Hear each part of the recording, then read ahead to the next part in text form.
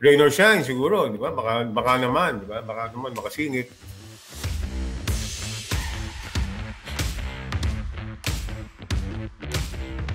I'm looking forward to this new season ng PBA kasi parang ano di ba?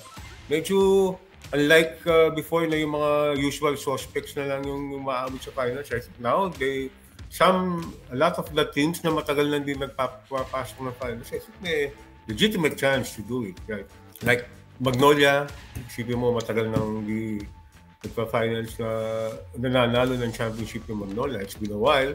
Rain or shine siguro, di ba? Baka naman, di ba? Baka naman makasingit. I would want to see a few more of those sabihin natin independent teams, di ba? Nababasa ko yung mga comments nyo, yung mga readers natin. They have high hopes for Converge. They like the picks that Phoenix was able to get this last rookie draft. And so I hope mag-impact yun sa performance nila sa conference at beginning with the Commissioner's Cup.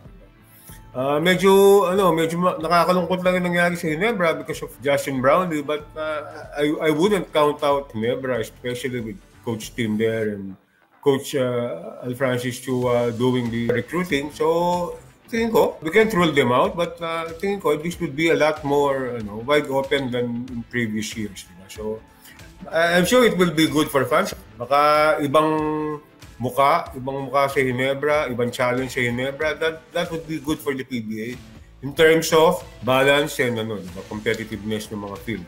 Pag may nakasingit dyan, then that would be good for the PBA and good for the millions of fans na nag-aabang ng isang magandang finals. Sana mangyari.